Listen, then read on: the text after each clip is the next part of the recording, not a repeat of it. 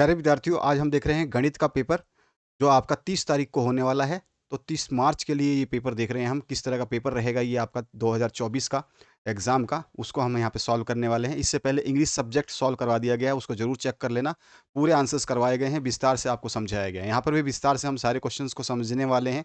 आप बिल्कुल समय निकाल करके इसको देखिए, अच्छे तरीके से समझिए, ताकि आप बोर्ड में जब जाएँ तो आपसे कोई भी क्वेश्चन छूट ना पाए और पूरे के पूरे मार्क्स आप लेके आएँ।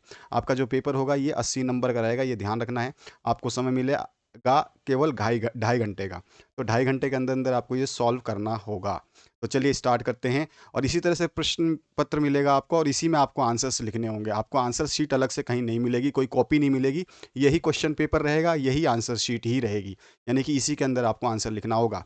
जैसे कि यहाँ पे 2/7 गुणा में 0 का मान है, यानी कि वैल्यू ऑफ 2/7 इंटू 0 इज़। तो 2/7 हो चाहे कोई भी संख्या हो, अगर 0 से हम गुणा करते हैं, यानी कि 2/7 आपको दिया हुआ है, इसको बोल रहा है कि 0 से गुणा करिए। तो हमेशा किसी भी संख्या में 0 से जब गुणा करते हैं तो हमारा मान 0 ही आता है। तो आंसर हमारा बी करेक्ट हो जाएगा, यानी कि बी ऑप्शन जो है यहाँ पे सही हो जाएगा। तो यहाँ पे हम बी ऑप्शन फिल कर देंगे। अगला जो प्रश्न है उसकी बात करते हैं और बढ़ते हैं अपने क्वेश्चन के आंसर की तरफ। ठीक है, इस प्रश्न में आपसे पूछ रहा है 3x-1 बराबर 14 में बायां पक्ष होगा। अब देखिए, इसमें जो है आपका जो इक्वल टू का साइन है, यहाँ पे बराबर का जो साइन है, इसके इधर तो ये आपका बायां पक्ष होता है, ये वाला होता है बायां पक्ष। ठीक है, बायां पक्ष। और जो इस साइड में ये 14 लिखा है बराबर के इधर वाला, ये होता है आपका दायां पक्ष। ठीक है, तो ये आपको ध्यान रखना है। बायां पक्ष कौन सा है, दायां पक्ष कौन सा है, ये आपको पता होना चाहिए अच्छी तरीके से। तो हमारा आंसर क्या हो जाएगा, यहाँ पर जो लेफ्ट हैंड साइड है वो कौन सा हो जाएगा, 3x-1 बराबर के इधर वाला। तो यहाँ पर 3x-1 सी ऑप्शन जो है करेक्ट हो जाएगा। तो हमारा आंसर हो जाएगा यहाँ पे सी। ठीक है, तो इस तरह से ये हमारा आंसर होगा। अगला जो क्वेश्चन है उसकी बात करते हैं और चलते हैं अपने अगले प्रश्न के सॉल्यूशन के ऊपर। अब यहाँ पे जो पूछा गया है, वर्ग के प्रत्येक कोण का माप होता है। तो वर्ग चाहे कैसा भी हो, आपका किसी भी तरह का वर्ग हो, ठीक है, जैसे हम अपना एक वर्ग बनाएं तो इस तरह से का वर्ग बनता है।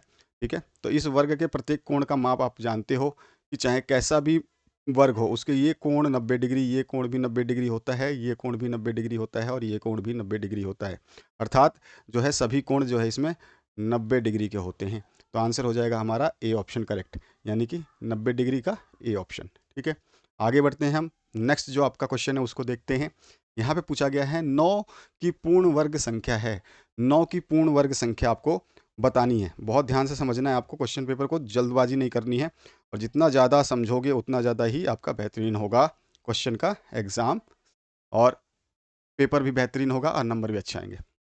9 का पूर्ण वर्ग यानी कि 9 गुणा में 9 करेंगे, यानी कि इसको हम बोल सकते हैं 9 का स्क्वायर।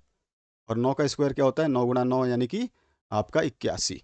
ठीक है, तो 81 हमारा आंसर हो जाएगा। आंसर नंबर डी जो है इसमें करेक्ट हो जाएगा। तो डी हमारा जो है सही आंसर हो जाएगा।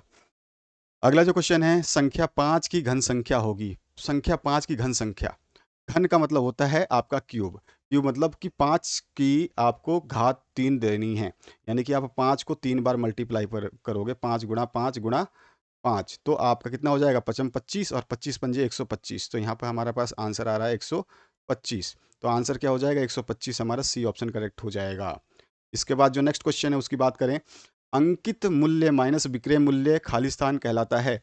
तो अंकित मूल्य जो लिखा हुआ मूल्य है, और जो हम बेच रहे हैं, चाहे लिखा हुआ 10 रुपये है लेकिन बेच हम 8 रुपये में रहे हैं, तो इसमें से अंकित मूल्य में से जो बेचा गया मूल्य है उसको घटाने से हमें जो मिलता है वो डिस्काउंट मिलता है, जिसको हम बट्टा कहते हैं। ठीक है, तो यहाँ पे बट्टा ए ऑप्शन करेक्ट हो जाएगा। ठीक है, अगला जो प्रश्न है उसकी बात करते हैं। यहाँ पूछा गया है, एक पदीय व्यंजक है।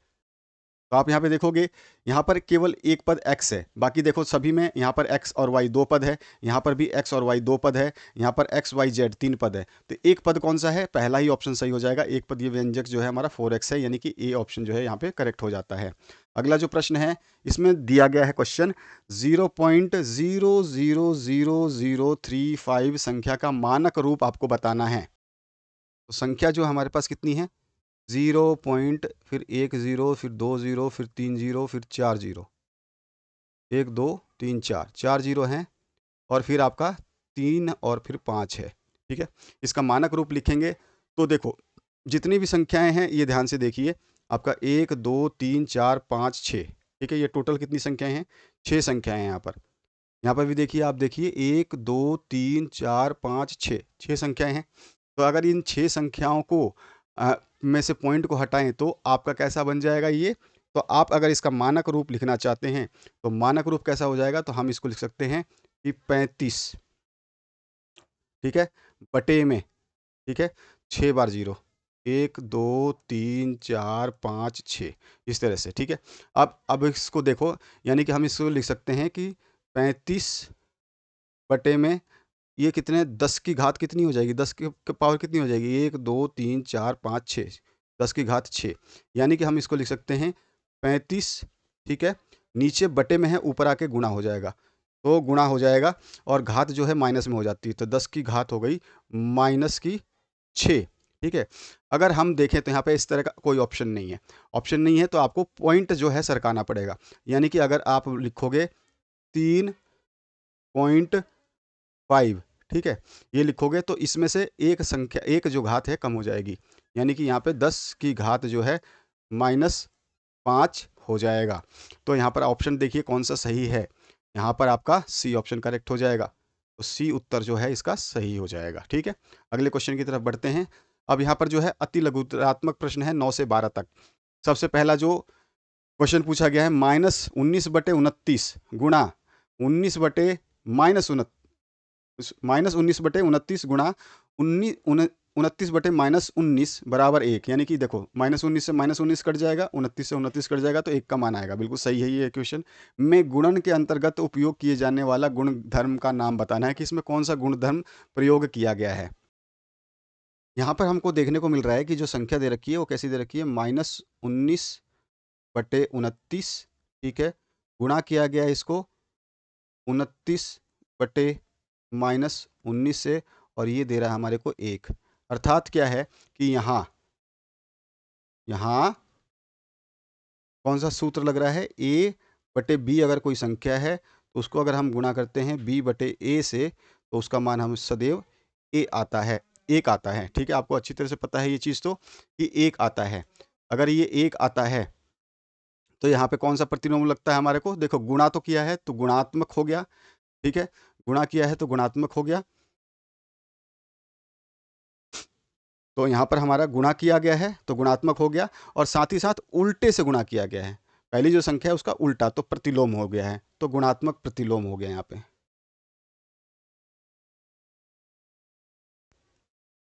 प्रतिलोम,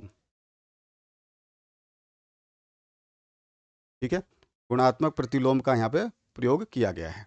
अगला जो प्रश्न है उसकी बात करते हैं।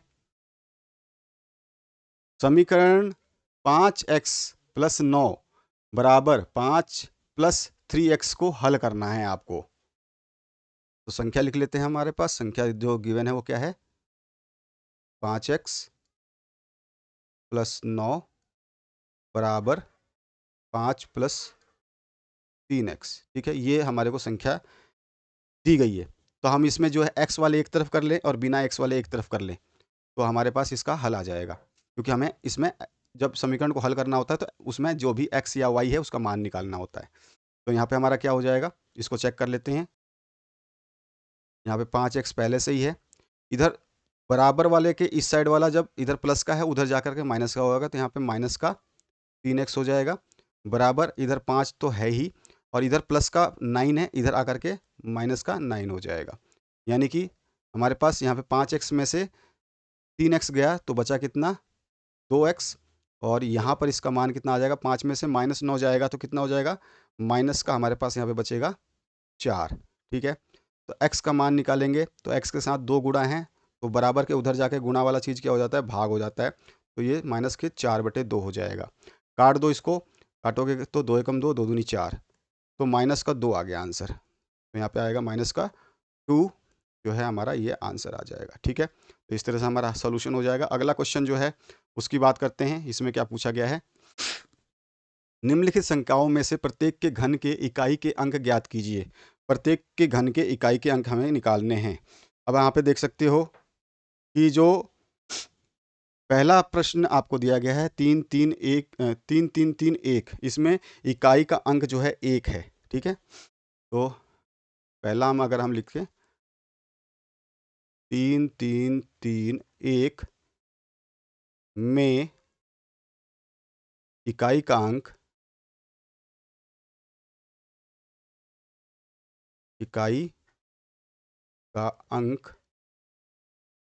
एक है। आप देख रहे हो इकाई इधर से हम गिनते हैं, इकाई, फिर ये दहाई, फिर ये सैकड़ा, फिर ये हजार, इस तरह से गिनते हैं। तो इकाई का अंक एक है। तो एक का घन निकालना है हमारे को। एक का घन कितना हो जाएगा, एक क्यूब, यानी कि आपका एक गुणा एक बराबर एक आता है। तो यहाँ पर सीधा सीधा हम क्या लिख देंगे कि अतः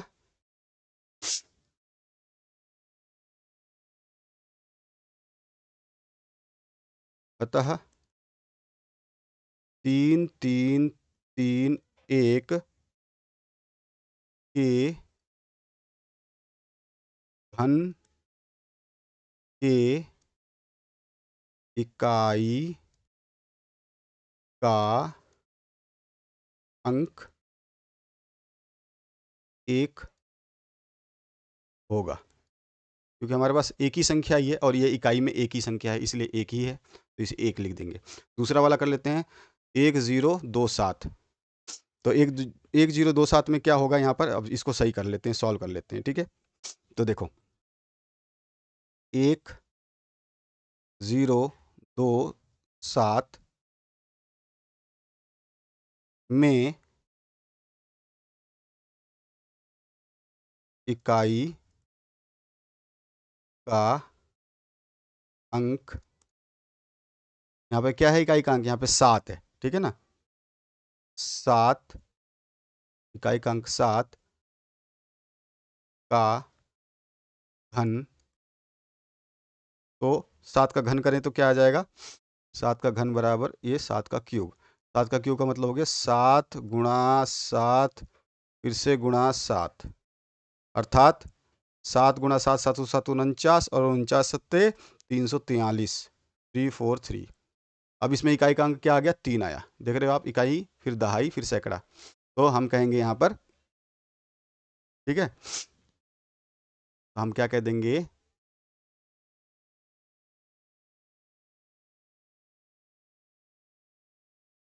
अतः 10 27 के घन के इकाई का अंक 3 होगा। ये हमारे पास उत्तर आ गए, ठीक है।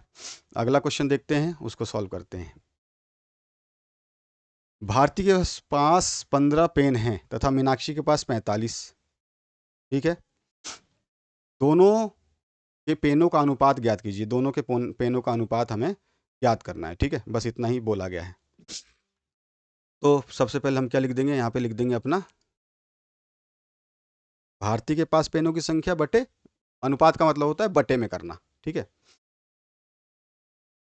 भारती के पास पेनों की संख्या बटे में हमें कर देंगे, बटे में क्या करेंगे, बटे में आ जाएगा मीनाक्षी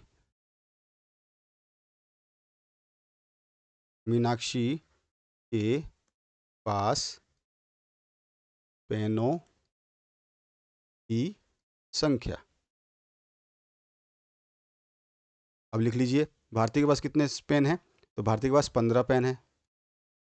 मीनाक्षी के पास कितने पेन है, मीनाक्षी के पास 45 पेन है, बटे 45 कर दीजिए। काट सकते हैं आप इसको, आसानी से कट जाएगा। काटेंगे तो कितना आ जाएगा, 15 कम 15, 15 तियाँ 45, अर्थात जो अनुपात आ रहा है वो 1/3 का आ गया, यानी कि हम लिखेंगे अनुपात 1:3 होगा, ठीक है। यही हमारा उत्तर होगा, ठीक है। अब जो अगला प्रश्न है उसको देख लेते हैं। इसमें लघुत्तरात्मक प्रश्न है 13 से 22 तक, तो इसको हमें हल करना है। तो चलिए इसको हल करते हैं। इसमें आपसे पूछा गया है a की घात है m और b की घात है m का मान a b की घात m होगा। बिल्कुल सही, ये आपका बिल्कुल थ्योरम है घातांक वाले चैप्टर से आपकी, कि भैया किसी की पावर या घात जो है बराबर हो तो, और दोनों संख्या नीचे वाली गुणा में हो, तो वो आपस में गुणा में और उनकी कॉमन घात आ जाती है। तो ये बिल्कुल सत्य बात है, ठीक है ना। तो ये बिल्कुल सत्य बात है, क्योंकि यहाँ पर a और b गुणा में है और दोनों की घातें देखने में एक जैसी हैं, तो हम कह सकते हैं कि a गुणा b हो जाएगा और दोनों की घात जो है m हो जाएगी, क्योंकि दोनों घात m ही है। तो ये सत्य है आपका वचन बिल्कुल, तो यहाँ पे हम सत्य कह देंगे इसको। अगला जो है 10 की घात 24 में आधार का मान होगा। देखो आधार जो पूछा है, ठीक है, घात नहीं पूछा है। घात तो 24 है, आधार क्या है, आधार तो 10 है, तो आधार हमारे पास 10 है, ठीक है ना। तो यहाँ पे हमारा ये वचन जो है असत्य है, ठीक है। 24 क्या है यहाँ पे, ये घात है हमारी, ठीक है, ये घात है। अब यहाँ पे देखो बोला क्या गया है, -5 की घात -4 है, ठीक है। और फिर -5 की घात -2 का मान -5 की घात -6 होगा। क्या ये सही है? तो आपने पढ़ा होगा कि कोई भी संख्या है, जैसे कि a संख्या है, उसकी घात अगर मान लो कि b है, ठीक है, और गुणा में उसी संख्या a की घात अगर c दे रखी है, तो उसका मान क्या होता है? तो जब दोनों आपके नीचे जो होता है आधार, आधार अगर समान है तो घातें जुड़ जाती हैं, यानी कि a की घात b प्लस c हो जाती है। तो यहाँ पर देखो आधार 5 है, यहाँ पे भी आधार 5 है। जब आधार -5 है तो इनकी घातें जुड़ जाएंगी। ये माइनस की 4 है, प्लस कर देंगे -2, ठीक है, -2 इसमें प्लस हो जाएगा। -2 प्लस -4 कितना होता है? तो हमारे पास इसका उत्तर आता है -5 की घात -6, ठीक है। तो ये हमारे पास इसका उत्तर आया। क्या यही उत्तर पूछ रहा है? बिल्कुल सही बात है, तो ये सत्य हो गया। अगला जो है इसमें पूछा गया है 2 की घात 5 भाग में 2 की घात -6 का मान 2 की घात 11 होगा। तो हमें पता है एक चीज़, कि कभी भी अगर a की घात, ठीक है, a की घात मान लीजिए b है या c है, a की घात c है और इसको हम भाग दे रहे हैं, और a की घात जो है वो d है, तो हम इसको इस तरह से लिख सकते हैं कि a की घात जो आपकी c है वो बटे में a की घात जो है वो d है। इस तरह से लिख सकते हैं ना। और जब ये होता है तो हम क्या कहते हैं कि जो a की घात हैं, जब भाग देने पर घातें जो हैं घट जाती हैं, क्योंकि हमारा आधार बराबर है। आधार इसमें a है, यहाँ पे भी a है, यानी कि इसमें भी आधार 2 है, इसमें भी आधार 2 है।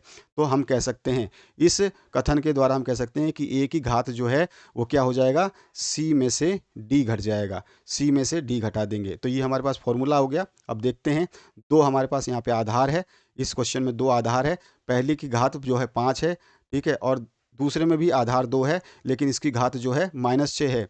हमारा घातें घटती हैं, तो घटा देंगे किसको, -6 को घटा दीजिए, -6 को। तो हमारे पास क्या आंसर आ जाएगा, ध्यान रखिएगा कितना आ जाएगा। देखिए 2 की घात जो है 5 तो है ही, और माइनस माइनस क्या हो जाते हैं, प्लस का साइन हो जाता है, प्लस का 6 हो गया।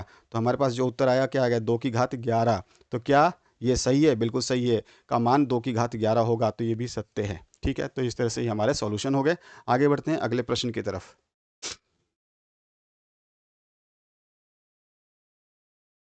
यहाँ पे रिक्त स्थानों की पूर्ति हमें करनी है।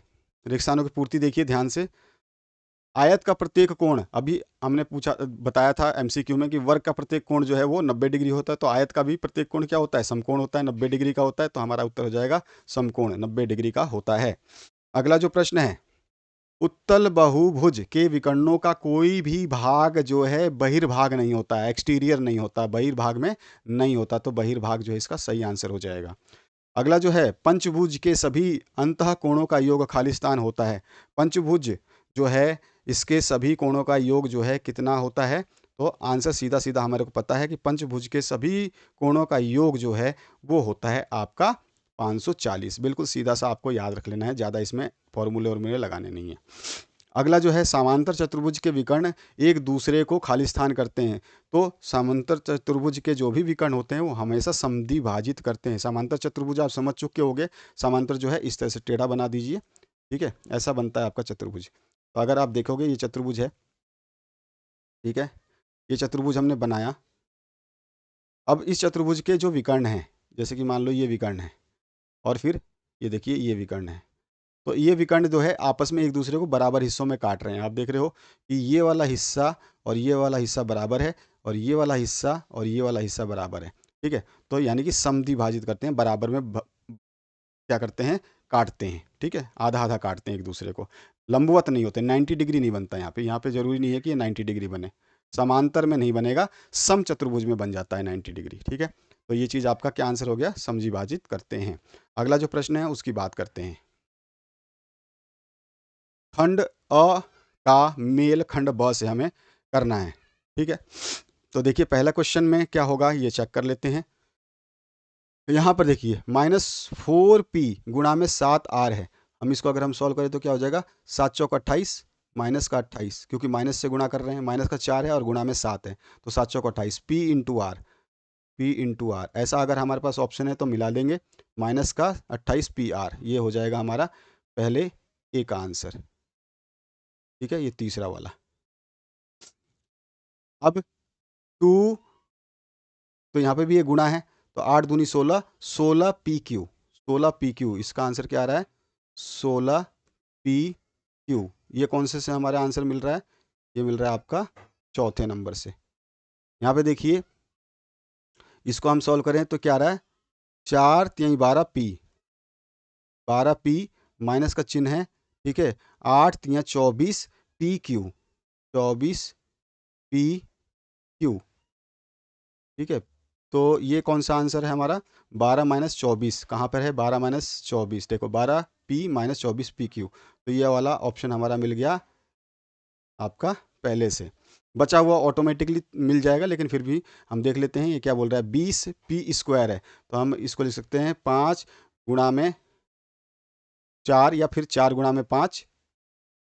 ठीक है, 5 पी गुणा 4 पी भी कर सकते हैं। ठीक है, तो 4 पी गुणा 5 पी या 5 पी गुणा 4 पी, तो हमारे पास ये भी ऑप्शन है, तो यहाँ पर इसको हम बोल देंगे कि ये वाला इससे मैच हो जाएगा। तो ये हो गया आपका कंप्लीट आंसर।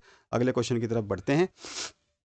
अब यहाँ पर देखिए क्वेश्चन में क्या पूछा गया है, इसके उत्तर देने हैं हमारे को। एक अच्छी प्रकार से फेंटी हुई पावन पत्तों की एक गड्डी में से एक पत्ता यानी कि एक ताश जो है वो यादृच्छिक रूप से निकाला जाता है, तो हमें ज्ञात करना है। क्या क्या ज्ञात करना है, 52 पत्ते हैं। ठीक है, ताश के। एक काला बादशाह, तो एक काला बादशाह दो होते हैं, उसमें एक चिड़ी का काला होता है, एक पान का काला होता है, जिसको हुकुम का पान कहते हैं। ठीक है, तो आप 52 पत्ते आपने देख रखे होंगे। देखो उसमें जो 52 पत्तों में से 26 लाल होते हैं और 26 आपके काले होते हैं, बस इतना समझ गए। उसमें से फिर बादशाह जो होता है, आपको ताश की गड्डी देख लेना, आपको समझ में आ जाएगा। बादशाह जो है लाल दो ही होते हैं, तो दो संख्याएं तो हमारे पास दो, तो बादशाह लाल हैं। ठीक है, और टोटल जो इसने बताया है कि टोटल हम अब बता रहे हैं कि 52 पत्ते हमारे पास में, तो 52 में से कितने, दो। ठीक है, टोटल संख्याओं में से जो हमारे को प्राप्त होंगी वही हम ऊपर लिखते हैं, तो 2/52 हो गया, यानी कि हम काटते हैं इसको तो कितना आ जाएगा, 1/26। ये इसकी प्रायिकता हो गई। अगला जो है लाल रंग का पत्ता प्राप्त करने की प्रायिकता। लाल रंग मैंने बताया 26 लाल होते हैं, 26 काले होते हैं, तो यानी कि 26 तो लाल हैं, कितने में से, 52 पत्तों में से, तो इसको काटेंगे तो कितना आ जाएगा, ये आ जाएगा 1/2, 26 से कम 26, 26 दूनी 52, तो ये हमारे पास इसका ये आंसर हो गया। ठीक है, इसका ये आंसर हो गया। इक्का प्राप्त करने की प्रायिकता है। आप जानते हो कि ताश के जो पूरी गड्डी होती है उसमें 4 इक्के ही होते हैं।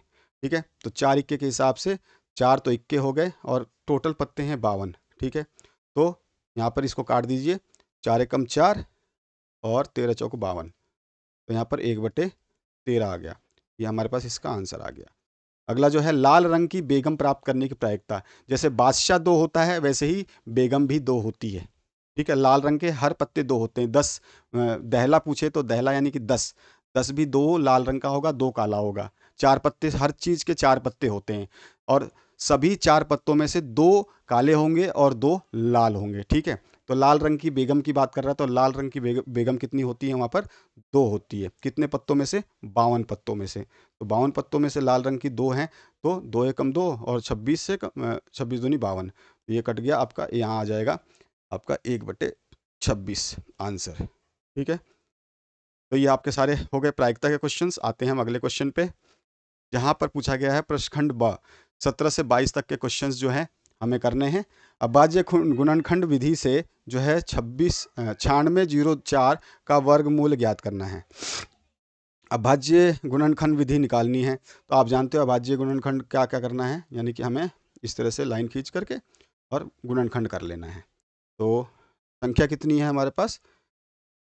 संख्या है 9604।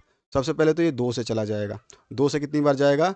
2 चौक 8, 2 अट्ठे 16, 0 का 0, 2 दूनी 4। ठीक है। अब ये फिर 2 से चला जाएगा। 2 से कितनी बार में जाएगा? 2 दूनी 4, 2 चौक 8, 0, 2 एकम 2। फिर ये अब एक आ गया है लास्ट में, तो ये आपका 3 से नहीं जाएगा, 4 से नहीं जाएगा, 5 से नहीं जाएगा, 6 से नहीं जाएगा, 7 से जाएगा। 7 दूनी 24, 7 दूनी 14, 7 तियाँ 21, 7 चौक 28। ठीक है, 7 तियाँ 21 और 7 चौक 28। ठीक है, हाँ देखो 7 से कट जाएगा। यहाँ पे देखो 7 से कटेगा तो क्या आ जाएगा? 7 तियाँ 21। फिर बचा आपके पास में 2, तो 7 तियाँ 21, 3 बचा 30 बन गया, 7 चौक 28 और 28 2 गया, तो 7 तियाँ फिर से 21। ठीक है, 7 तियाँ 21, फिर 30 बच गया।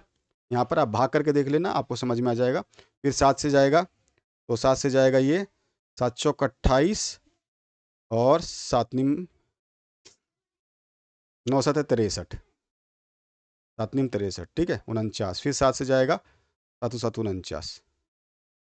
हो गया। तो ये हमारे पास यहाँ पे ख़त्म हो गया। तो इसके बाद ये गुणनखंड जो हमने 9604 बराबर क्या हो जाएगा? सॉरी, इसका वर्गमूल निकालना है। तो ये वर्गमूल इस तरह से लिख देंगे। वर्गमूल क्या हो गया?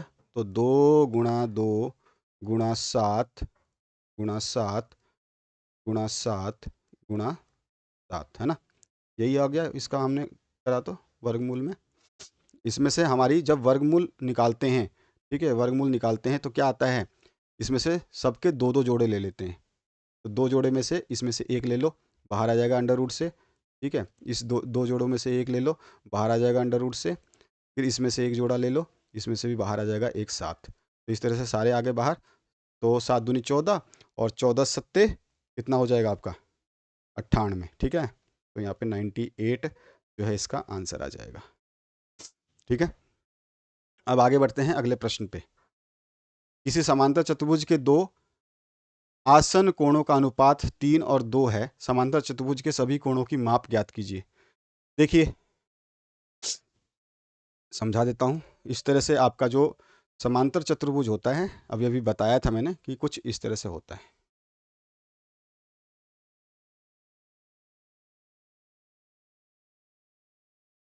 ठीक है, कुछ इस तरह से जो है समांतर चतुर्भुज होता है।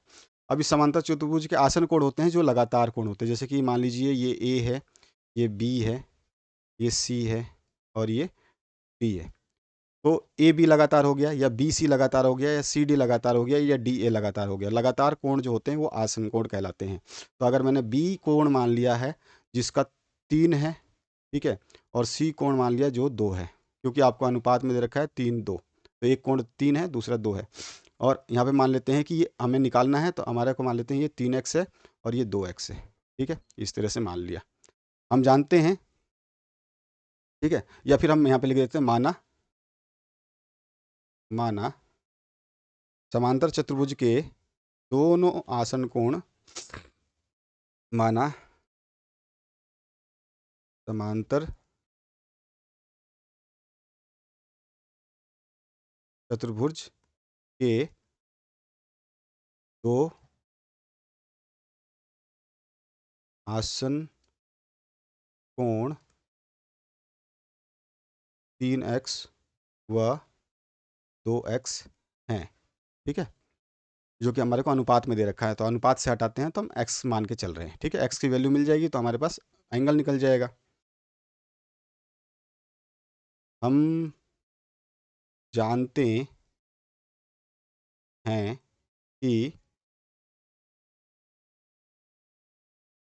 समांतर चतुर्भुज के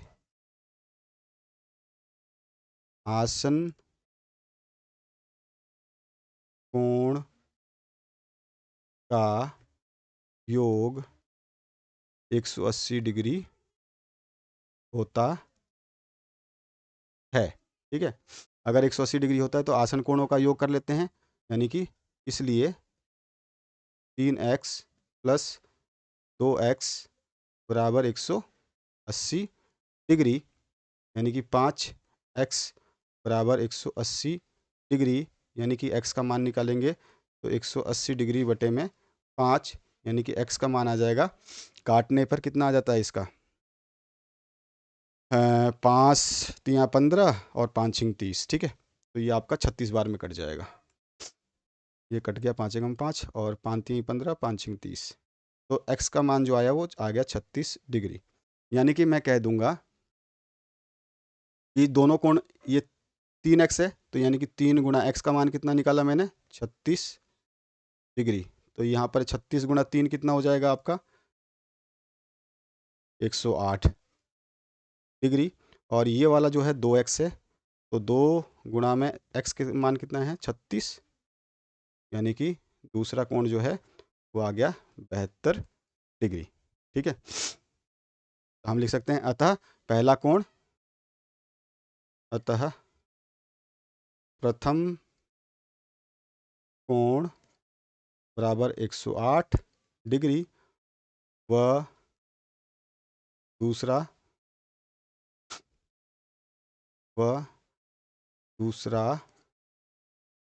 कोण बराबर 72 डिग्री। ठीक है, ये हमारे पास आंसर आ गया। सही है, अब तो आपको बताने की ज़रूरत नहीं है। बाकी तो जो आपके अपोजिट कोण होते हैं वो बराबर होते हैं। तो कोण 1 अगर 108 है, कोण 2 अगर 72 है, तो कोण 3 जो है 108 होगा और कोण 4 72 हो जाएगा। आमने सामने के कोण जो है बात। ठीक है, ये तो हमने 2 ही पूछे हैं, प्रथम सभी एंगल तो पूछे नहीं है, समांतर चतुर्भुज सभी कोणों का माप, सभी कोणों का। अच्छा, प्रथम कोण, दूसरा कोण ये, तथा तीसरा कोण बराबर 108 डिग्री व चौथा कोण बराबर 72 डिग्री होगा। ये आंसर हो गया आपका। आगे बढ़ते हैं नेक्स्ट क्वेश्चन की तरफ। अब यहाँ पे देखिए 19वां प्रश्न। ठीक है, यहाँ पे मूलधन, पहले तो आप देखिए क्वेश्चन, 12,000 रुपये का 2 वर्ष के लिए 10% वार्षिक दर से साधारण ब्याज एवं चक्रवृद्धि ब्याज का अंतर ज्ञात कीजिए, जबकि ब्याज वार्षिक संयोजन वार्षिक है ब्याज। ठीक है, इसमें हमें साधारण ब्याज भी बताना है। पहले साधारण ब्याज निकाल लेंगे, फिर चक्रवृद्धि ब्याज निकाल लेंगे और एक दूसरे को घटा करके जो उसका अंतर है वो निकाल लेंगे। ठीक है, तो हमारे को मूलधन जो दिया गया है, मूलधन कितना दिया है, मूलधन दिया है 12,000। ठीक है, साथ ही साथ जो है समय कितना दिया है, समय दिया है हमारे को 2 वर्ष। ठीक है, और क्या दिया है हमारे को, ब्याज, ब्याज की दर हमारे को दे रखी है 10% वार्षिक। ठीक है, अब यहाँ पे हमें निकालना है आंसर। कौन सा, सबसे पहले हम सिंपल इंटरेस्ट निकाल लेते हैं। ठीक है, यानी कि हमारे को निकालना क्या है, सिंपल इंटरेस्ट निकालना है। सिंपल इंटरेस्ट निकाल करके निकालिए या डायरेक्ट फार्मूला भी है वो भी निकाल सकते हैं, तो आपकी मर्जी है। मैं डायरेक्ट अगर फार्मूला बताऊं, CI माइनस SI जिसको बोलते हैं, कंपाउंड इंटरेस्ट हो गया जो चक्रवर्ती ब्याज, ठीक है, माइनस सिंपल इंटरेस्ट यानी साधारण ब्याज। इसका डायरेक्ट फार्मूला जो होता है वो होता है आपका जो रेट इंटरेस्ट है बटे में 100 कर देते हैं। ठीक है, इसका फिर स्क्वायर कर देंगे, कितने वर्ष के लिए, 2 वर्ष के लिए, इसलिए स्क्वायर कर देंगे और गुणा में प्रिंसिपल अमाउंट जो मूलधन है वो इससे मल्टीप्लाई कर देंगे। ठीक है, अब यहाँ पर देखिए CI माइनस SI। CI मतलब कंपाउंड इंटरेस्ट, कंपाउंड मतलब चक्रवर्ती ब्याज में से साधारण ब्याज घटा करके जो फॉर्मूला बनाया है उसी का हम सॉल्व कर रहे हैं, वही अंतर पूछा है। साधारण ब्याज और चक्रवर्ती ब्याज का अंतर पूछ रहा है। आर हमारे को कितना दे रखा है, तो आर आपको दे रखा है 10 बटे में 100, ठीक है, इसका स्क्वायर गुणा में प्रिंसिपल की अमाउंट मूलधन कितना दे रखा है 12,000, ठीक है। अब यहाँ पर ये कितना हो गया 10 की घात 10 गुणा 10 बटे में नीचे हो जाएगा 100 गुणा 100, स्क्वायर हटा देते हैं और गुणा में हो जाएगा यहाँ पे 12,000, एक जीरो से एक जीरो, एक जीरो से एक जीरो, फिर एक जीरो से ये, फिर एक जीरो, फिर यहाँ नीचे वाले एक जीरो से ऊपर वाला एक जीरो, 12 गुणा में 10 कितना होता है 120 रुपये, ठीक है। ये हमारे पास इसका आंसर आ गया। या तो आप सिंपल इंटरेस्ट अलग निकालिए, फिर कंपाउंड इंटरेस्ट अलग निकालिए और उसको घटा सकते हैं, ये भी हो सकता है। ये विधि पहली थी, ठीक है। ये जो विधि है विधि नंबर 1, ठीक है। आप विधि नंबर 2 दिखा देता हूँ आपको, ताकि आपको थोड़ा सा समझ में आ जाए कि विधि नंबर 2 से कैसे करेंगे। विधि 2, सबसे पहले हम निकालते हैं सिंपल इंटरेस्ट, ठीक है, जिसको साधारण ब्याज बोलते हैं। तो सिंपल इंटरेस्ट का फॉर्मूला होता है आपका मूलधन गुणा में ब्याज की दर गुणा में समय, ठीक है, ये करके और भाग दे देंगे 100 से, ठीक है। तो ये आपका सिंपल इंटरेस्ट निकल जाएगा। और फिर कंपाउंड इंटरेस्ट की बात करते हैं, ठीक है। कंपाउंड इंटरेस्ट का फॉर्मूला क्या होता है उसको ही पता होना चाहिए आपको। इसमें कंपाउंड इंटरेस्ट जो निकालोगे तो सी आई जो है आप सी आई कंपाउंड इंटरेस्ट यानी चक्रवृद्धि ब्याज प्रथम वर्ष का निकालोगे, ठीक है। फिर कंपाउंड इंटरेस्ट आप द्वितीय वर्ष का निकालोगे, ठीक है। इन दोनों को जोड़ोगे, फिर उसके बाद में इसमें से सिंपल इंटरेस्ट को माइनस करोगे, तो ये आपका लंबा मेथड हो जाएगा। तो आपका सबसे शॉर्ट मेथड ये है, विधि 1 सबसे बेस्ट है, ठीक है। आगे बढ़ते हैं नेक्स्ट क्वेश्चन पे। एक किसान की पशुशाला में 20 पशुओं के लिए 6 दिन का पर्याप्त भोजन है। यदि इस पशुशाला में 10 पशु और आ जाएं तो यह भोजन कितने दिन तक पर्याप्त रहेगा, ये हमें बताना है। तो सबसे पहले देखिए इसमें जो बोल रहा है उसको समझ लेते हैं। पशुशाला में 20 पशु है, उसके लिए भोजन जो है वो कब तक है आपका, भोजन दे रखा है 6 दिन का। तो हम टेबल बना लेते हैं, इस तरह से एक टेबल बना लेते हैं छोटा सा, ये टेबल हो गया आपका, ठीक है।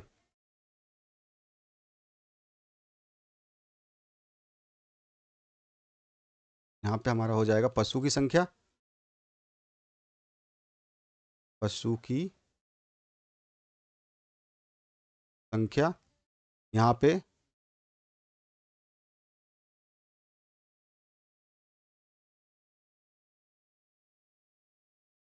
पर्याप्त भोजन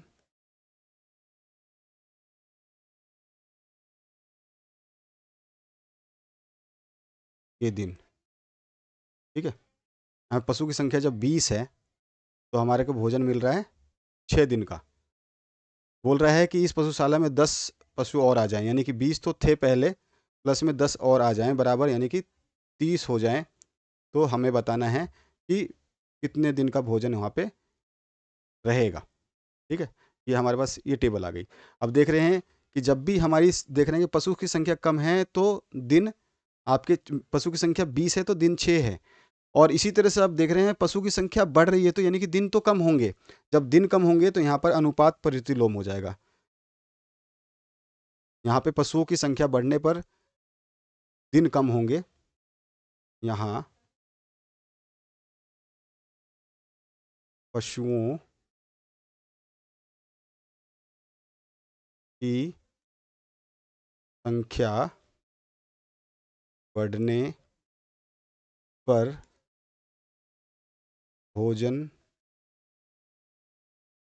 के दिन कम होंगे, इसलिए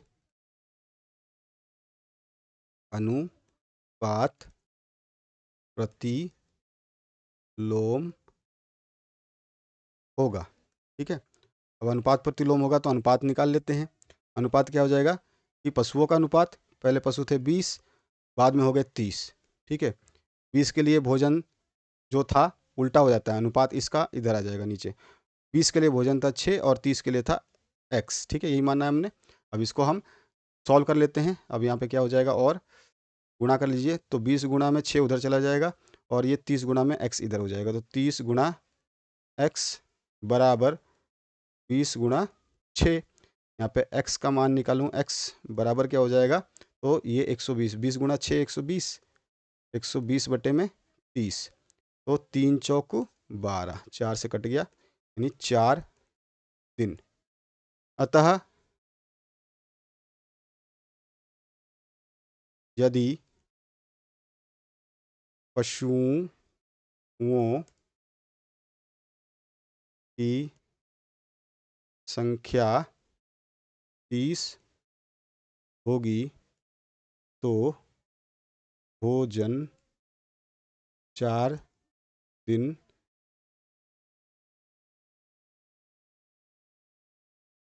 का पर्याप्त होगा। ठीक है, आगे बढ़ते हैं नेक्स्ट क्वेश्चन की तरफ। समीकरण जो है ये वाला, इसको हल करके अपने उत्तर की जांच करनी है। हमारे को जो समीकरण दे रखी है बस इसको हल करना है, साथ ही साथ उत्तर की जांच भी कर देनी है। तो इसमें कुछ भी तो है नहीं, बहुत ही सिंपल सा है। क्वेश्चन जो दिया गया है इसको देख लीजिए।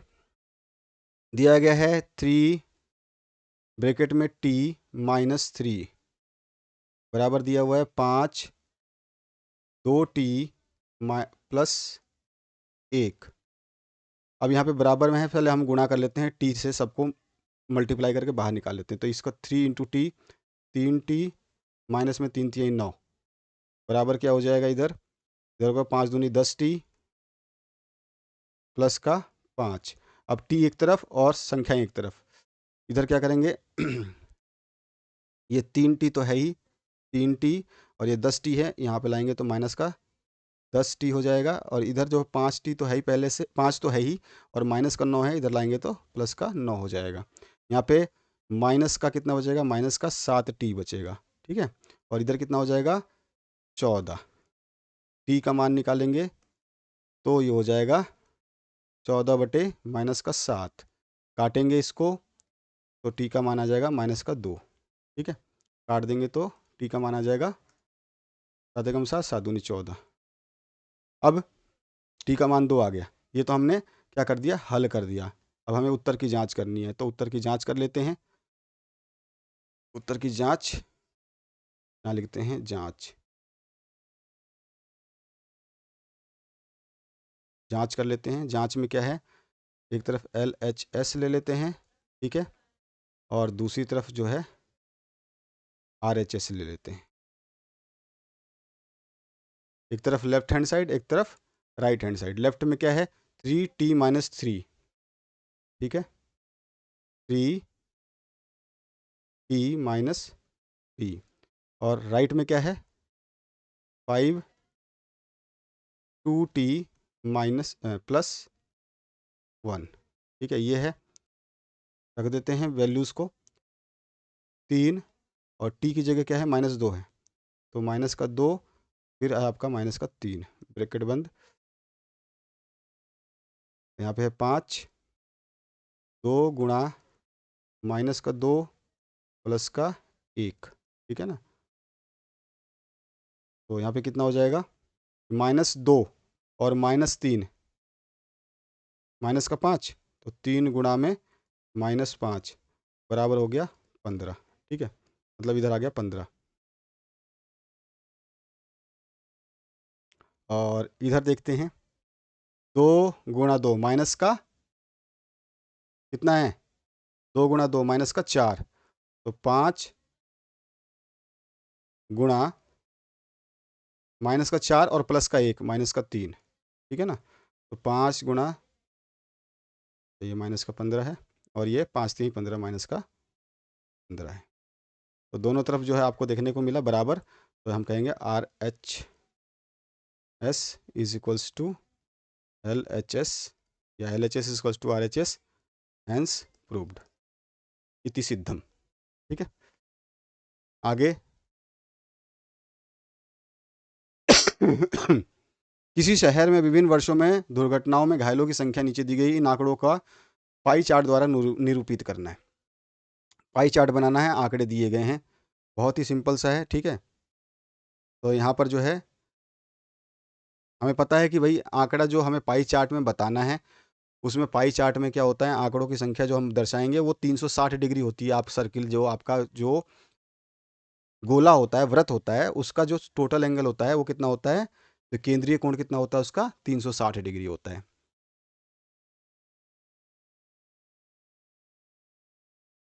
हम जानते हैं कि केंद्रीय कोण बराबर 360 डिग्री होता है, ठीक है, हो गया। तथा कुल घायलों की संख्या वो कितनी दे रखी है हमारे को, 72। देख लो यहाँ पे 72 दे रखी है कुल, ठीक है। ये क्या है, घायलों की संख्या। अब हम लिख लेते हैं, पाई चार्ट बनाने के लिए हमारे को टेबल बनाना पड़ेगा, तो 2-3 टेबल बना लेते हैं, ठीक है ना।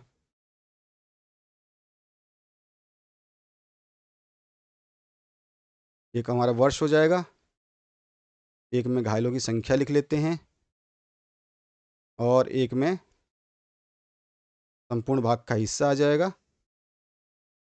और एक में आ जाएगा आपका केंद्रीय कोण, ठीक है। यहाँ पे हम लिखते हैं, यहाँ पे लिख लो वर्ष। वर्ष हो गया। यहाँ पे हो गया आपका घायलों की संख्या, और यहाँ पर क्या हो जाएगा, संपूर्ण भाग का हिस्सा,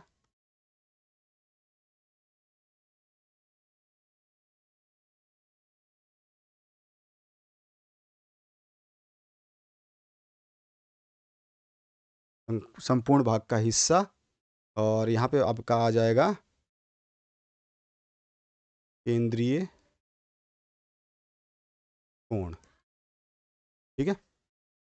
ये हमने निकाल लिया। अब सबसे पहले वर्ष लगा लेते हैं, वर्ष लगा करके केंद्रीय कोण निकाल लेते हैं। वर्ष 2018 से शुरू है, तो 2018, फिर 2019, फिर 2020, फिर 2021, बस। घायलों की संख्या पहले है 20, फिर 12 है, फिर 18 है, और फिर 22 है। संपूर्ण भाग का जो है हिस्सा कितना हो जाएगा, संपूर्ण भाग का हिस्सा ध्यान रखना है। तो हमारे पास टोटल संपूर्ण कितने घायल हैं, 72। 72 में से कितने घायलों की संख्या 20, तो 20/72, ठीक है। यहाँ पे 12/72, यहाँ पर 18/72, और यहाँ पे 22/72। इसका मान कितना हो जाएगा, 5 एकम 5, 5 चौक 20, 4 पंजे 20, और 18 चौक 72, ठीक है। ये आ गया 5 काट लेते हैं, 5/18, ठीक है। ये कितना आ जाएगा, 12, 12 एकम 12, और 12×6 72, 1/6, ये भी कट जाएगा। इसका मान कितना हो जाएगा, 18/72 का, 18×2 36, 18×3 54, 18×4 72, 1/4, और यहाँ पे 2 एकम 2, 2 एकम 2, 2 से काट देंगे, तो 11 बार में 22 कट जाएगा, और 36 बार में 72 कट जाएगा, 11/36 आ गया, ठीक है। तो ये हमारे पास संपूर्ण भाग का हिस्सा निकाल लिया हमने, ठीक है, जो दिया हुआ था उसके हिसाब से। 72 में से 20, 72 में से 12, 72 में से 18, 72 में से 22, इसका अनुपात निकाला, मतलब भाग निकाला, तो 5/18 आया काट पीट के, पहले वाले का, दूसरे का 1/6, तीसरे का 1/4, और चौथे का 11/36, सबको काट दिया, जो भी पहाड़े से कट सकते हैं। केंद्रीय कोण निकाल लेंगे। हमको पता है केंद्रीय कोण का मान जो है 360 होता है, 360 में से ये हिस्सा है, तो पहला आ जाएगा 5/18 गुणा 360 डिग्री। दूसरा आ जाएगा 1/6 गुणा 360 डिग्री। अगला आ जाएगा 1/4 गुणा 360 डिग्री।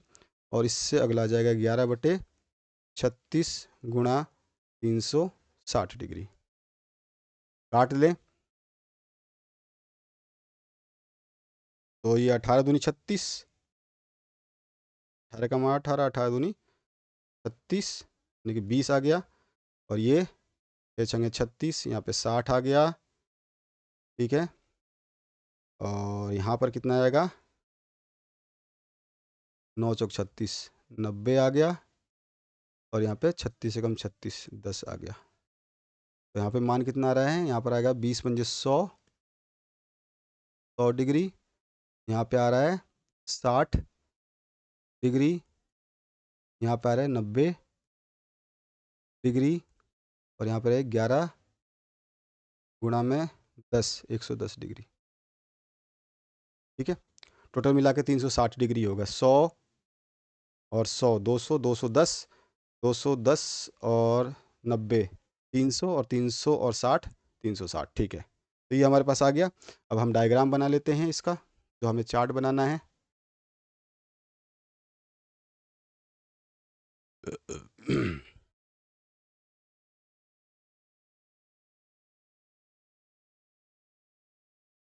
ये तो हमारे पास आ गया पाई चार्ट का हिस्सा।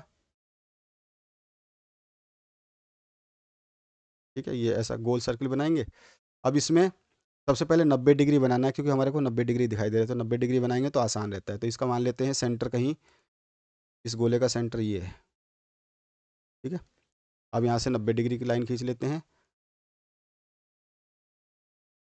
तो ये हो गया आपका 1, 90। ठीक है, मिल गया।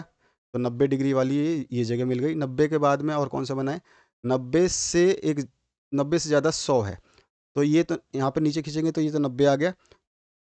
ऐसे खींचेंगे तो ये 90 बनेगा। 90 से थोड़ा सा ज़्यादा लेना है, तो ये हो गया 100। सही है, 90 से थोड़ा सा ज़्यादा 100, ये 90 से थोड़ा सा ज़्यादा है। अब फिर जो है एक और आपका 110 है।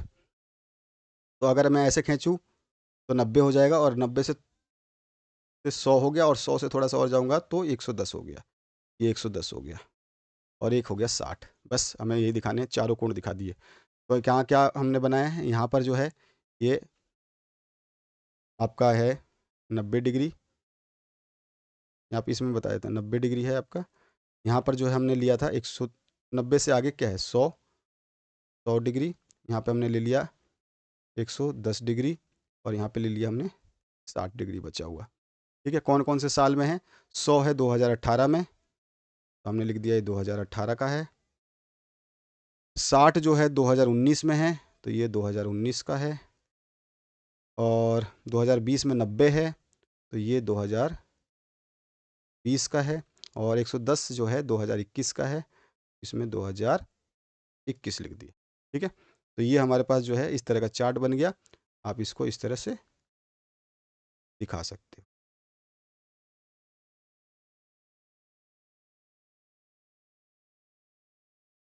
हो गया। तो ये आपका पाई चार्ट बन गया। बाकी आप इसको डार्क करना चाहो तो कर लो, नहीं करना चाहो तो मत करो, कोई ज़रूरी नहीं है इसको डार्क डूक करना। ठीक है, तो ये हो गया आपका आंसर। आगे बढ़ते हैं अगले प्रश्न की तरफ। निम्नलिखित व्यंजकों का गुणनखंड करना है हमें। ठीक है, तो यहाँ पे गुणनखंड करेंगे, नीचे तो ऊपर प्रश्न रह जाएगा, बार बार प्रश्न के ऊपर नहीं जाएंगे, यहीं पे कर लेते हैं इसको सॉल्व। तो पहले प्रश्न से देखते हैं। p² + 6p + 8 है, इसका गुणनखंड करना है। तो पहले वाला प्रश्न जो है ये वाला, इसको यहाँ करते हैं। दिया गया है आपको p² + 6p + 8। ठीक है, तो p² का तो p² हो जाएगा आपका। ठीक है,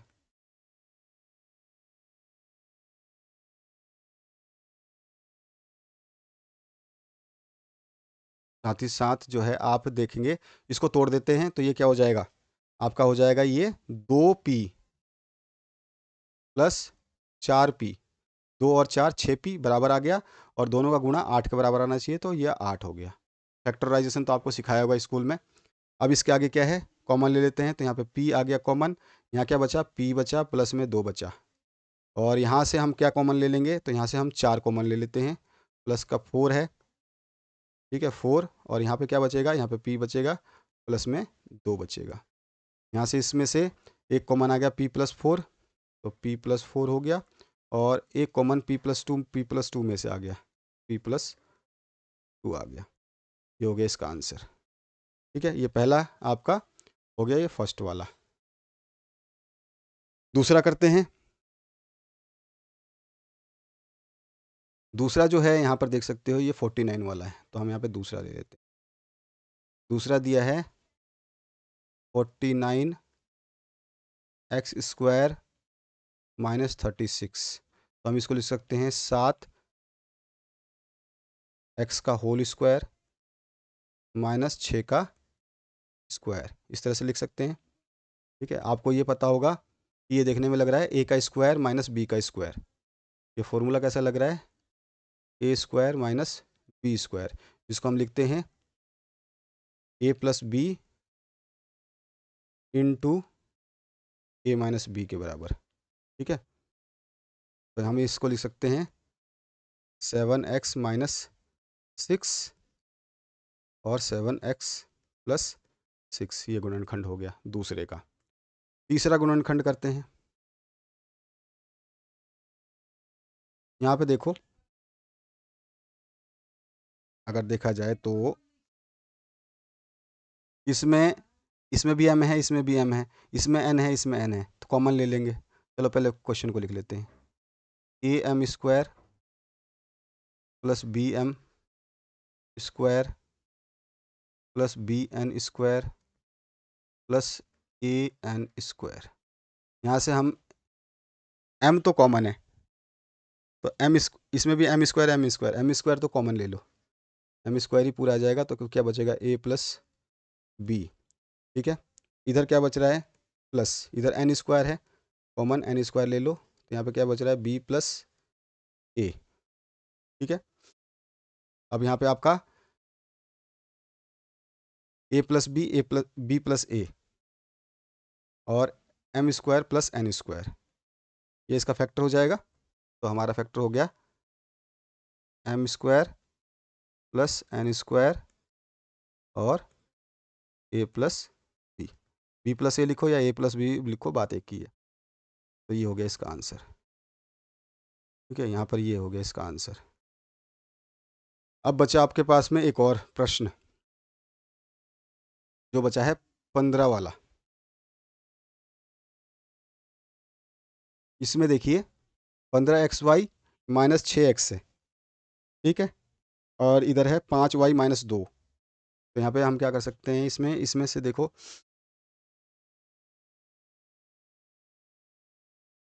अगर मैं 3x कॉमन ले लूँ, यहाँ पे 3x कॉमन ले लूँ, तो यहाँ पे बचेगा अंदर में 5×3=15, 5y-2, 2×3=6x। ठीक है, और फिर एक और हम क्या कर सकते हैं, यहाँ पे मैंने एक कॉमन ले लूँ, तो यहाँ पे 5y-2, देखो ब्रैकेट में दोनों एक जैसे आ गए, तो गुणनखंड क्या हो गया, 3x+1 गुणा में 5y-2, ये हो गया इसका आंसर। ठीक है, तो चारों आंसर्स हो गए हमारे, फर्स्ट सेकंड थर्ड और फोर्थ, चारों कर लिए हमने। ये फर्स्ट वाला है, ये सेकंड वाला है, ये थर्ड वाला है, और ये फोर्थ वाला है। ठीक है, अब बढ़ते हैं हम अगले प्रश्न की तरफ, इसके और पार्ट में। और पार्ट भी तो दिया हुआ है हमारे को, अथवा वाला भी करेंगे हम। तो यहाँ पे देखो,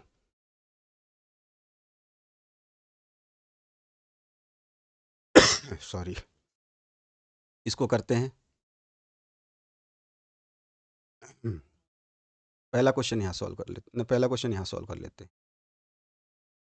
दिया हुआ है y² प्लस 7y प्लस 10, ठीक है, डिवाइड करना है हमारे को y प्लस 5 से। तो हम इसको क्या कर सकते हैं, हम लिख सकते हैं इसको वाई स्क्वायर, ठीक है। और ये 7y है ना, तो 7 को 5 + 2, 5 + 2 7 हो जाएगा। देखो इसको लिख सकते हैं हम +2y +5y +10, ठीक है, ये लिख सकते हैं। और जो ये भाग वाला है इसको हम इसके नीचे लिख देते हैं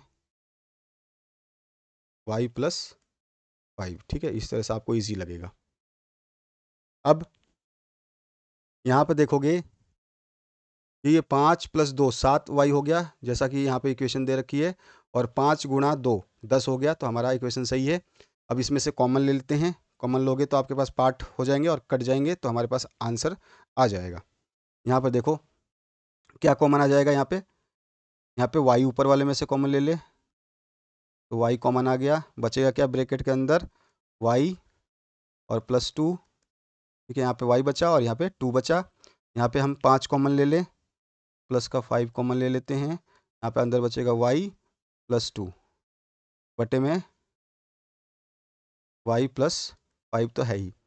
फिर से हम कर लें इसको, तो हमारे से कॉमन फैक्टर क्या आ गया, y +5 × y +2 अपॉन y +5 तो है ही। तो यहाँ पर हमारा इससे ये कट गया, हमारे पास उत्तर क्या आ गया, y +2, ये आंसर आ गया, ठीक है।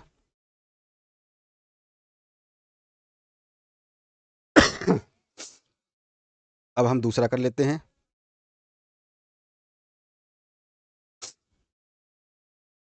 दूसरा ये रहा,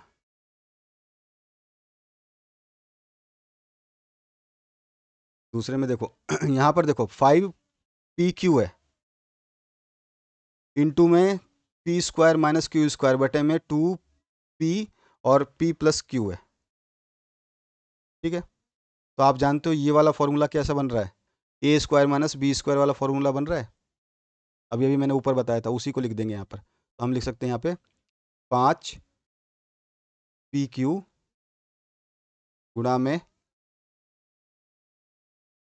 p - q गुणा p+q, यही फॉर्मूला होता है ना, a² - b² बराबर क्या होता है, a+b इंटू a-b, ये फॉर्मूला है, ठीक है। सूत्र है ये, इसका सूत्र होता है ये। तो ये वाला देखो यहाँ पर p² - q² है, p² - q² है ना, तो a+b a-b यानी कि p-q p+q, इस तरह से लिख सकते हैं, बटे में दिया गया है 2p p+q, p+q से p+q काट दो, ठीक है। बचा क्या, बराबर में बचा 5/2, ठीक है। और p से p कट जाएगा, ये वाला, इस p से ये वाला p कट जाएगा, तो 5/2 p-q, ठीक है ना, यही बचेगा ना, और कुछ तो नहीं बचेगा इसमें।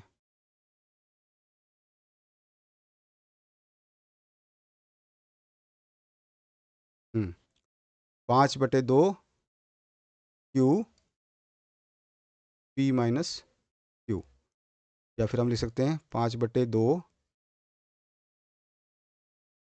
p-q², ये आंसर हो गया, ठीक है ना। 5/2, यहाँ पे भैया q भी तो बचा है, तो q से p को मल्टीप्लाई करोगे तो pq हो गया, और q से q को मल्टीप्लाई करोगे तो q² हो गया, ठीक है। तो q तो बचा हुआ है, p तो कटा है केवल। अच्छा, ऊपर ध्यान रखो कि यहाँ पे pq है, खाली p देता तो चलता, pq है तो p से p कट गया, इसमें pq नहीं है, ठीक है। तो जैसा क्वेश्चन है वैसा आंसर है। अगला जो है प्रश्न, उसको सॉल्व कर लेते हैं। क्वेश्चन नंबर 3, इसमें क्या है अब इसको देख लेते हैं। दिया क्या गया है, x, x plus 1, x plus 2, x plus 3, divide करना है एक्स प्लस 1 से। बहुत ईजी सा है, ये जो क्वेश्चन दिया है बिल्कुल सेम टू सेम उतार दो बस। X, x plus 1, x plus 2, x plus 3 बटे यहाँ पर x into x plus 1, x into x plus 1। आपका पूरा का पूरा देखोगे यहाँ पे, इस एक्स से ये एक्स कट जा रहा है और ये एक्स प्लस 1 से ये एक्स प्लस 1 कट जा रहा है। आपके पास उत्तर क्या आ जाएगा, x plus 2 into x plus 3, ये हो गया आपका आंसर। ठीक है, चौथा प्रश्न भी यहीं कर लेते हैं, चौथे को करते हैं। नंबर 4, यहाँ पे देखो 5p² माइनस 25p प्लस 20 दे रखा है। डायरेक्ट इसको p माइनस 1 से जो है डिवाइड करना है आपको। तो लिख लेते हैं इक्वेशन, ये वाली इक्वेशन है ना, इसको लिखिए, 5p² माइनस 25p प्लस 20, ठीक है, इसको डिवाइड किया गया है p माइनस 1 से। इसको हम लिख सकते हैं, देखो इसमें 5 सब में कॉमन आ रहा है, तो 5 बाहर निकाले थे, तो 5 को बाहर ले लिया, अंदर क्या बचा, p² माइनस 5p प्लस 4, ठीक है, बटे p माइनस 1। फिर आगे चलते हैं, इसको क्या कर सकते हैं, और हम लिख सकते हैं इसको, 5 तो आपका कॉमन है ही, इधर लिख सकते हैं p² माइनस 4p, ठीक है, माइनस का 1p प्लस 4। ये हमने क्या कर दिया, गुणनखंड कर दिया इसको, स्प्लिटिंग टर्म मेथड है ना, उससे जो अभी अभी हमने ऊपर किया था उसी तरह से। और p माइनस 1 गुणनखंड देखो, माइनस का 4p और माइनस का 1p बराबर माइनस का 5p आ गया, और 4p गुणा 1p 4 के बराबर ही रहा। अब यहाँ पे फिर से इसको सॉल्व कर देते हैं, ठीक है। अब देखो यहाँ पे बचा क्या है, कॉमन ले लेते हैं, तो यह तो 5 तो पहले से था ही कॉमन। अब यहाँ से p कॉमन आ जाएगा, p मैंने बाहर ले लिया, अंदर क्या बचा, p माइनस 4, ठीक है, और यहाँ पे हमारा चिन्ह आ गया माइनस का, हमने यहाँ से ले लिया a को कॉमन, अंदर क्या बचा, p माइनस 4,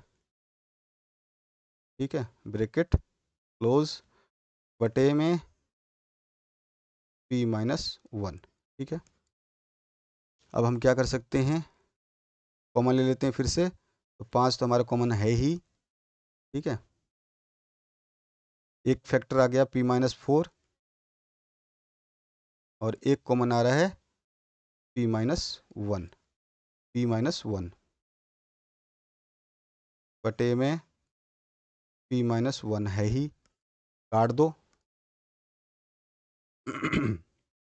p माइनस 1 से p माइनस 1 कट गया, आंसर क्या आ जाएगा, 5 गुणा p माइनस 4, ये हो गया इसका आंसर। क्लियर, तो ये सारे आंसर्स कर लिए हमने, आगे बढ़ते हैं अगले प्रश्न की तरफ। सॉरी, अब यहाँ पे बोल रहा है एक घनाभ के डिब्बे का आयतन जो है 1800 सेंटीमीटर है, यदि इसकी लंबाई और चौड़ाई क्रमशः 40 और 30 सेंटीमीटर है, तो डिब्बे की कही ऊंचाई ज्ञात करनी है हमारे को, ठीक है। देखो घनाभ का आयतन कितना दे रखा है,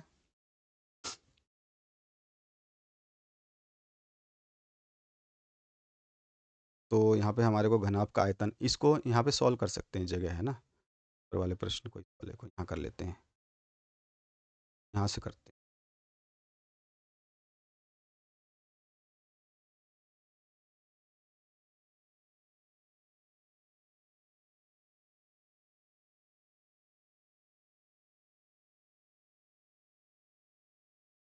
24 का पहला प्रश्न यहाँ कर रहे हैं हम।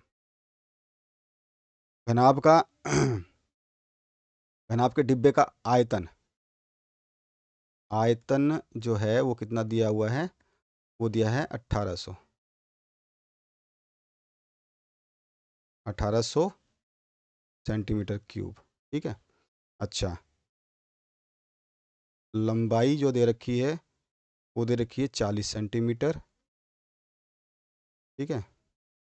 और जो चौड़ाई दे रखी है वो दे रखी है हमारे को 30 सेंटीमीटर। तो लंबाई ये हो गई, चौड़ाई ये हो गई। घनाभ का आयतन जो होता है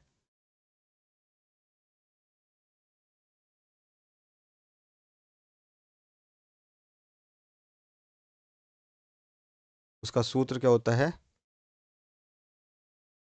लंबाई गुणा चौड़ाई गुणा ऊंचाई। ठीक है, ये सूत्र होता है। तो घनाभ का आयतन हमारे को दिया हुआ है 1800 बराबर लंबाई कितनी दे रखी है 40 गुणा में चौड़ाई दे रखी है 30 गुणा में ऊंचाई हमारे को निकालनी है जिसको हम h मान लेते हैं। ठीक है, या ऊंचाई भी लिख सकते हो आप, हमें कहीं कहीं ऊंचाई ज्ञात करनी है इसकी। ठीक है, तो h बराबर क्या हो जाएगा यहाँ से, h बराबर आ जाएगा 1800 बटे में 40 गुणा में 30। सही है। इसको काटेंगे तो 0 से 0 कट गया, 0 से 0 कट गया, 0 से 0 गया, 0 से 0 गया, और 3 से 6 बार में 18 चला गया, और 4 एकम 4, 2 दूनी 4 और 2 तीन 6। यहाँ पे 3/2, 3/2 यानी कि इसका 3 का आधा कितना होता है, 1.5, 1.5 सेंटीमीटर।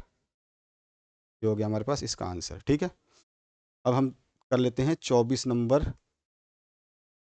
का दूसरा प्रश्न यहीं पर। आइए देखते हैं दूसरा प्रश्न क्या है। 14 सेंटीमीटर चौड़ाई वाले एक आयताकार कागज को चौड़ाई के अनुदिश मोड़ करके 40 सेंटीमीटर त्रिज्या वाला एक बेलन बनाया गया जाता है। बेलन का आयतन हमें ज्ञात करना है। ठीक है, यहाँ पे सीधा सीधा बोल रहा है कि कोई 14 सेंटीमीटर चौड़ाई वाला आयताकार कागज को चौड़ाई के अनुदिश, जो चौड़ाई है उसी के हिसाब से मोड़ करके, उसी के अनुसार मोड़ करके 20 सेंटीमीटर वाला बेलन बनाया जाता है। आयतन ज्ञात कीजिए। बेलन का आयतन आपको ज्ञात करना है। देखो, जिस कागज से, जो कागज है, जो कागज का आयताकार जो कागज है, इसका जो आयतन है वो बेलन के आयतन के बराबर ही होगा, क्योंकि दोनों का कागज एक ही है, उसी से तो बेलन बना है। आयताकार कागज से ही बेलन बना है, तो उनका आयतन दोनों का क्या होगा, बराबर होगा। तो हम कह सकते हैं कि प्रश्न के अनुसार या प्रश्नानुसार क्या हो जाएगा,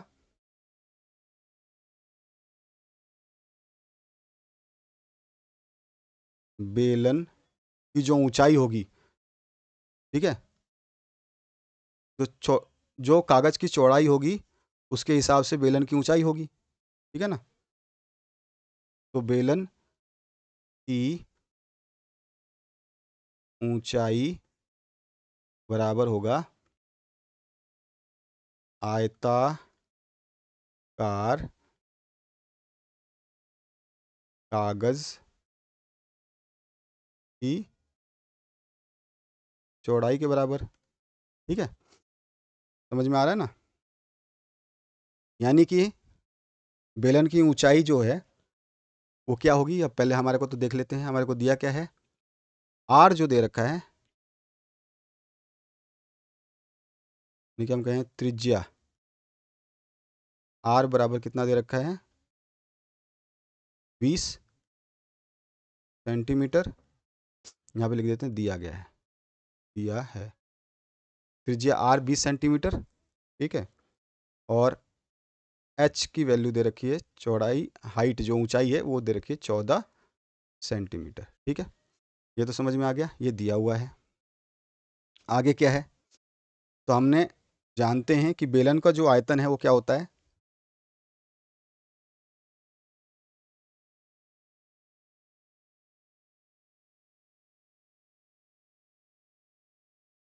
पाई आर स्क्वायर एच।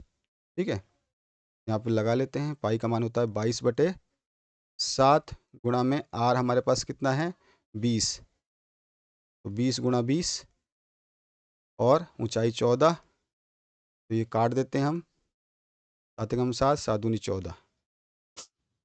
ठीक है, तो ये कितना आ जाएगा, 2 दूनी 4 दूनी 8 गुणा 22, 2 दूनी 4 दूनी 8, 800 गुणा 22। करके देखिए इसको कैलकुलेटर में, मैं भी कर लेता हूँ।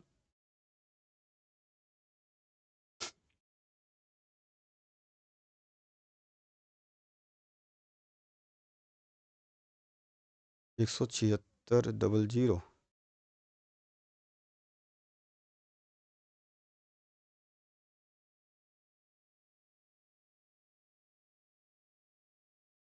इसका आंसर आ रहा है, कैलकुलेटर से मैंने कैलकुलेट कर लिया, 17600 सेंटीमीटर क्यूब। ठीक है, ये हो गया आपका आंसर। अगला जो प्रश्न है उसकी बात करते हैं, देखते हैं इसमें क्या पूछा गया है। इसी के अथवा पार्ट में एक और पूछा गया आपसे।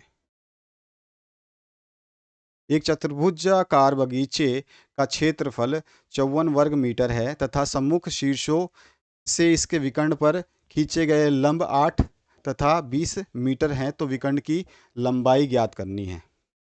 इस पे लंब खींचा गया है। ठीक है, तो यहाँ पर सीधा सीधा हमारा जो क्षेत्रफल है वो क्या होता है, इसका अगर हमें को याद है फॉर्मूला तो बस ये हो जाएगा, इसमें कुछ रखा नहीं है।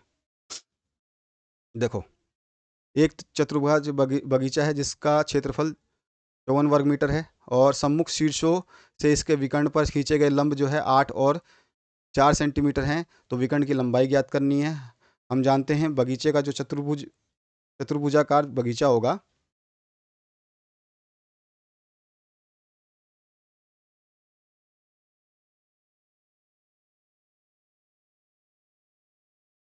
बगीचे का क्षेत्रफल, ठीक है, बराबर क्या होता है, ये बराबर किसके होता है, ये होता है 1/2 गुणा विकर्ण, ठीक है, गुणा में विकर्ण पर डाले गए लंबों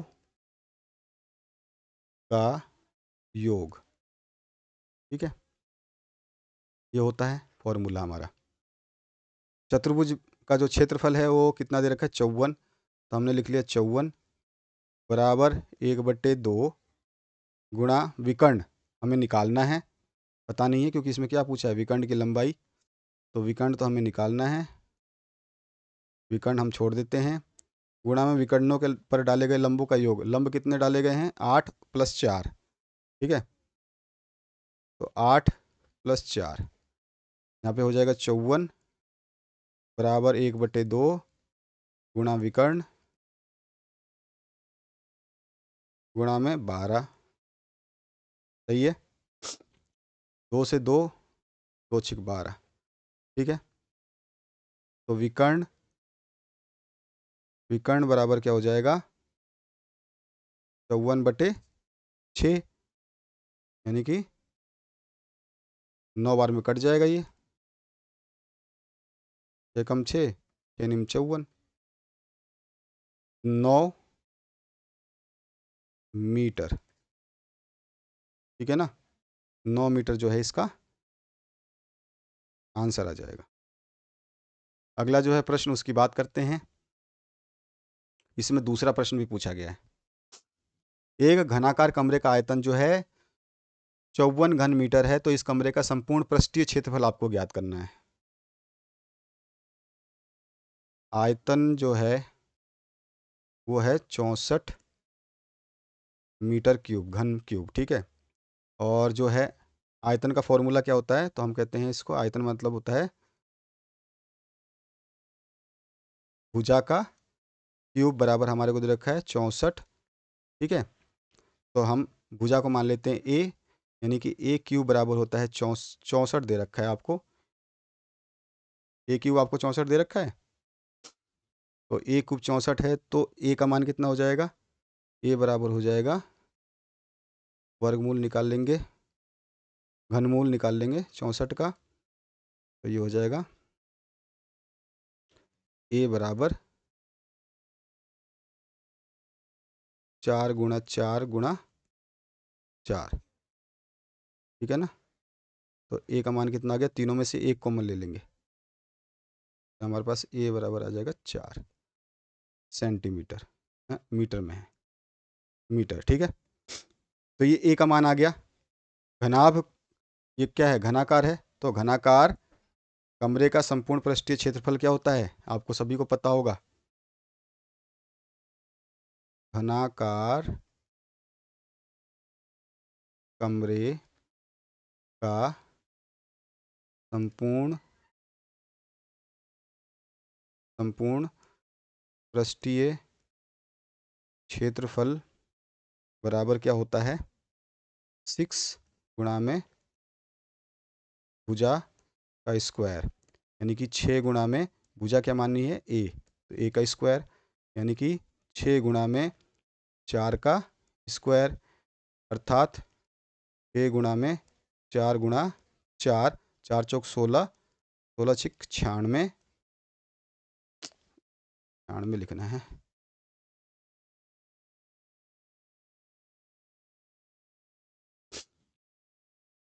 96 मीटर स्क्वायर, ये हो गया आपका आंसर, ठीक है।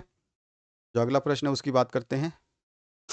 25वां जो है, पैमाने का प्रयोग करते हुए वर्ग की भुजा और क्षेत्रफल के निम्नलिखित आंकड़ों के मध्य एक आलेख बनाइए। इसमें वर्ग की भुजा 2 है, फिर 3 है, फिर 4 है, फिर 5 है, फिर 6 है। इसका क्षेत्रफल 2 दूनी 4, 3 3 9, 4 चौक 16, 55 25 और 6 6 36। इसके बीच में हमें आलेख बनाना है। आलेख देखो इस तरह का बनेगा, और इस आलेख को बनाने के बाद में इसमें और भी क्वेश्चन पूछा है, क्या यह रेखिक आलेख है, यदि वर्ग की भुजा 7 सेंटीमीटर हो तो वर्ग का क्षेत्रफल क्या होगा, ठीक है, ये भी बताना है। इसी का और पार्ट भी है, यहाँ पे भी उपयुक्त पैमानों का प्रयोग करते हैं भुजा और परिमाप के निम्नलिखित आंकड़ों के मध्य आलेख बनाइए। 2, 3, 3.5, 5 और 6। परिमाप जो है 2 चौक 8, 3 चौक 12, 3.5 गुणा 4 14, 5 गुणा 4। जो परिमाप होता है वो 4 गुना होता है, भुजा जो भुजा होती है उसका 4 गुना, सभी में 4 से गुणा किया है तभी आया है, ठीक है ना। बाकी तो आपको लेना देना नहीं है। क्या यह रेखिक आलेख है, यदि वर्ग की भुजा 4 सेंटीमीटर हो तो वर्ग का परिमाप क्या होगा, ये आपको बताना है। दोनों क्वेश्चन का आंसर मैं आपको दिखा देता हूँ। तो इसका आलेख कुछ इस तरह से बना लेते हैं, देखो ऐसा बनेगा। यह पहले आपका जो फर्स्ट वाला आंसर है उसका, इसमें आप देख सकते हो 2 4 दे रखा है, फिर 3 9, 4 16, 5 25 और 6 36। आप देखो यहाँ पे ऊपर पहले वाले प्रश्न में भुजा 2 है और आपका क्षेत्रफल 4 है, फिर 3 है, फिर 9 है, फिर 4 है, फिर 16 है, फिर 5 है, फिर 25 है और फिर 6 है और 36 है।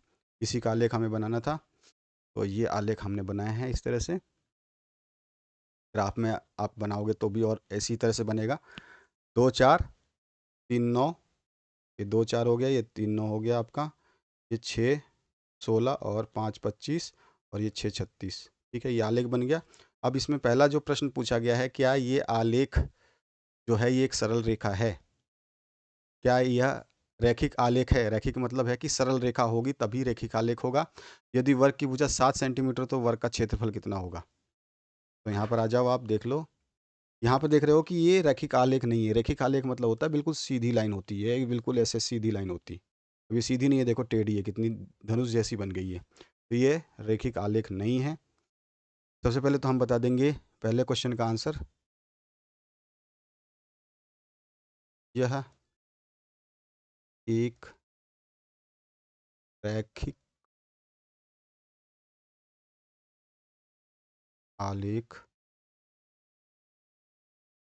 नहीं है।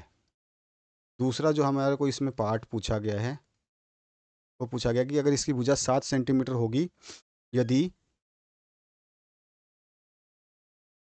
वर्ग की भुजा 7 सेंटीमीटर होगी तो क्षेत्रफल बराबर 7 गुणा 7, क्योंकि भुजा का स्क्वायर होता है, यानी कि 7 7 49 सेंटीमीटर स्क्वायर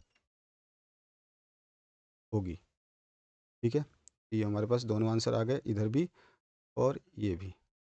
अब इसमें दूसरा जो नीचे वाला प्रश्न है, इसके अथवा पार्ट वाला, आप दोनों में से कोई एक ही करना है, ध्यान रखना है आपको। तो यहाँ पर देखिए, वर्ग की भुजा 2 है, फिर परिमाप दे रखा है, वर्ग परिमाप का है। पहले क्षेत्रफल था और भुजा थी, अब परिमाप है। तो 2 और 8 है, 3 और 12 है, 3.5 और 14 है, 5 और 20 है, 6 और 24 है। क्या ये रेखिक आलेख है, ये पता करना है, बनाने के बाद पता चलेगा। और यदि वर्ग की भुजा 4 है तो इसका परिमाप क्या होगा, परिमाप जानते हो, परिमाप 4 गुना होता है, वर्ग का 4 गुना, भुजा का 4 गुना। तो इसका भी आपको चित्र जो डायग्राम बनाओगे वो कुछ इस तरह से बनेगा। तो यहाँ पर देखो 2 8, ठीक है, साथ ही साथ 3 12, 3.5 और 14, 5.5 और 20 और 6 और 24, ये आलेख बन गया। और ये आलेख देख रहे हो बिल्कुल सीधा बना है। तो पहला हम लिखेंगे, हाँ यह एक रैखिक आलेख है। और दूसरा जो है, जो बोला, यदि वर्ग की भुजा 4 सेंटीमीटर हो तो परिमाप बराबर भुजा गुणा 4 होता है, यानी कि भुजा कितनी है, 4 सेंटीमीटर गुणा में 4, यानी कि 16 सेंटीमीटर। ये आंसर आ गया आप। तो इस तरह से आपने जो अभी प्रश्न पत्र देखा, ये 8वीं कक्षा का गणित का प्रश्न पत्र था, जो हमने आपके 30 तारीख के एग्ज़ाम के लिए तैयार करवाया है। पूरा डिटेल में सॉल्यूशन दिया है। आपने वीडियो अगर ढंग तरीके से समझ लिया होगा तो आपको अब मैथमेटिक्स में कोई प्रॉब्लम नहीं आएगी। अगला जो एग्ज़ाम पेपर आपका सॉल्व किया जाएगा, उसको देखने के लिए बिल्कुल तैयार रहें। आपका जो नेक्स्ट पेपर है उसको हम सॉल्व करवा रहे हैं, और जल्द से जल्द जो है आप तक वो भी पहुंच जाएगा अगले दिन तक। सभी वीडियोस जो हैं आपके काम की हैं, अगर आप इनको तैयार करते हैं तो आपका रिज़ल्ट जो है इम्प्रूव हो जाएगा। तो सारे वीडियोस अवेलेबल हैं, बस आपको देखने की देरी है। इससे पहले हमने आपको बता दिया था कि आपका जो अंग्रेजी विषय है वो करवा दिया गया है, गणित आप देख रहे हैं, इसके बाद विज्ञान और सामाजिक विज्ञान आने वाले हैं। तो सभी के सॉल्यूशंस आपको मिल जाएंगे। Thank you very much, have a good day.